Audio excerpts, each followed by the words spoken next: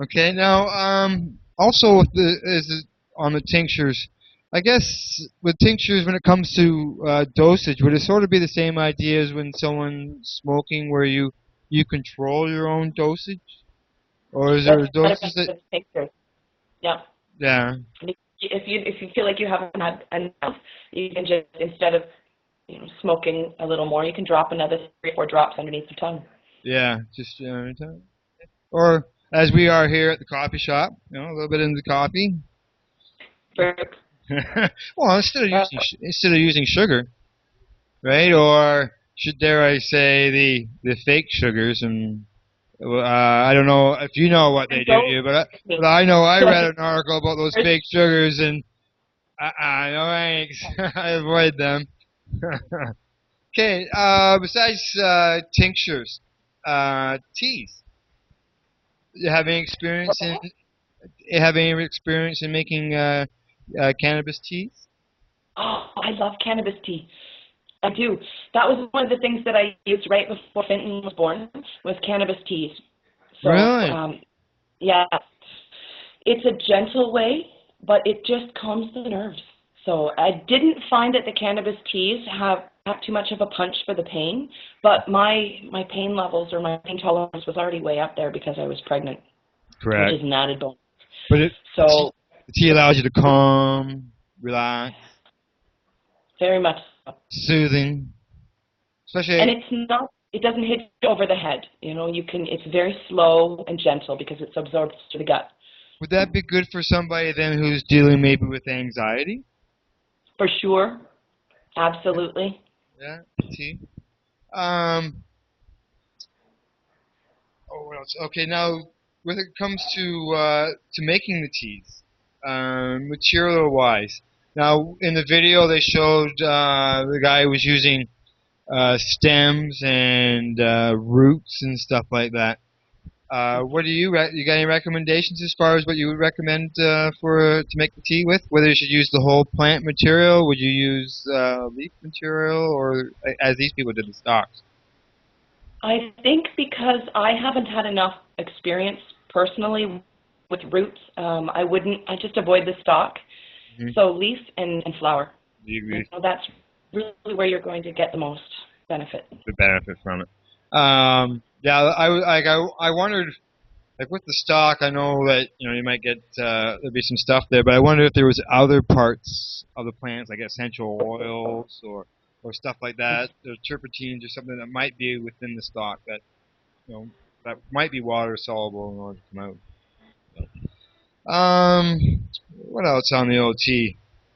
Taste wise, that was something that my wife and I talked about on the way home last night. Was the taste wise? Got any recommendations on what to use to help with that taste? Yes, put it in with a nice Earl Grey and or some honey. That was the other thing. In a tea, I just mix in the kief in honey, put it Careful, in my okay. tea. Yeah. Ah, okay. Just a minute. I'm gonna bring the microphone over here. Got a question for you. Hi, Jennifer. It's Selena here. I'm just question about herbal teas. Can you use like an herbal tea with that as well? Can you mix them together, or is it something you shouldn't do? It just depends on what type of herb you're using, Like a right? peppermint Um, or something like that to just make it taste a little bit better? yeah, yeah. Oh, Why not? terrific. So, I mean, how much of, or I guess it depends on each person's taste. How much would you put in with, if you're going to use the drops or whatever, like how much would you put in, say, an herbal tea? If I were using it, because everybody's different, if I were using it, I would use my 3 to 4 drops. If I'm finding by half a tea that it's not doing enough, because you should be able to have some kind of absorption by then, I just either drop it under my tongue or put another 3 to 4 drops in. Okay, well, thank you so much. No problem. Okay. Now, besides teas, we learned today that we can make oils. Oh, Got any experience on making the oils? Now, I'm not talking about the oil that comes in little green jars and stuff, and people put on papers. or that they put on pins or anything. I'm talking about the oils like coconut oil and Yep. sunflower oil and stuff like that. Do you know what all kinds of oils can be used? Someone asked me last night about canola oil, and I just sort of I. That. If you're going to use an oil, stick with something that's good for your body anyway. Use an olive oil or like you were talking about, coconut oil apparently is great. But there's also grapeseed oil. And so for things like cancer, grapeseed's really good for cancer apparently as well. So join them together. Yes. Right? So Yeah. That's right. Tag team. Tag team. that's right. Now, when you're doing the oil, it sounds like it's pretty similar to the tinctures, where you're just using an oil instead of alcohol or glycerin. You're using the oil, and you're going to soak the cannabis in the oil for an extended period of time. Yep. Now, is there a heated method of doing that as well? I guess there is. I haven't done it. So it's just the oils will draw out whatever is needed out of the plant. So just leave it, make sure you're tipping it back and forth. One of the things, though, that I have learned is tamping it and crushing it in a mortar and pestle.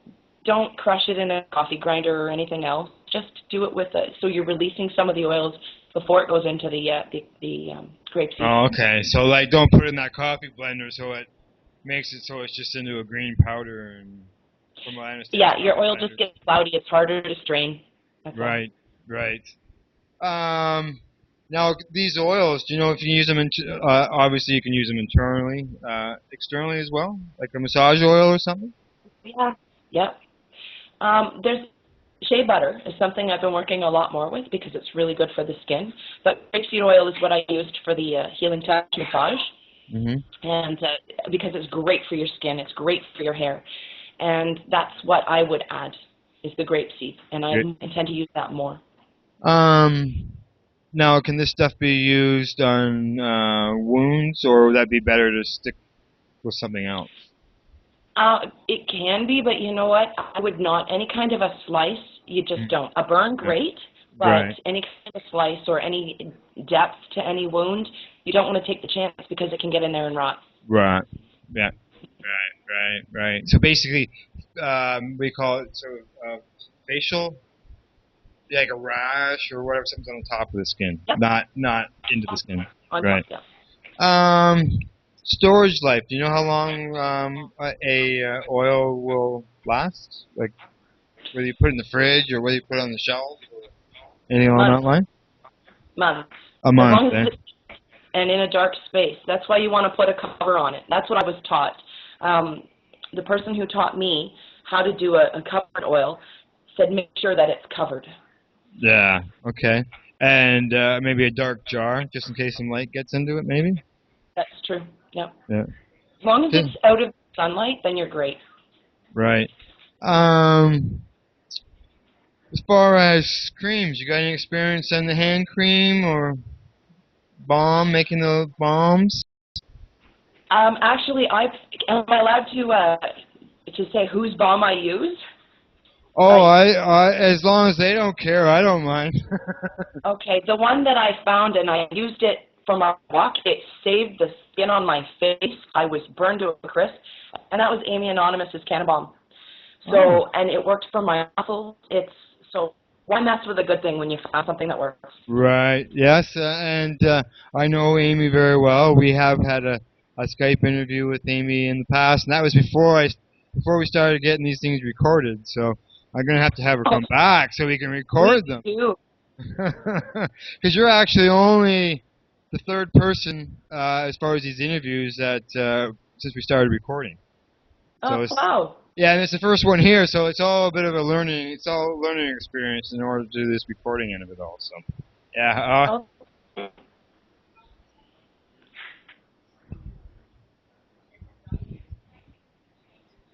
Okay, just I'm gonna go for a commercial break, and we'll be right back. And I'm gonna take this mic back over there, and she's got another question for you. Okay, right back. Right. Good.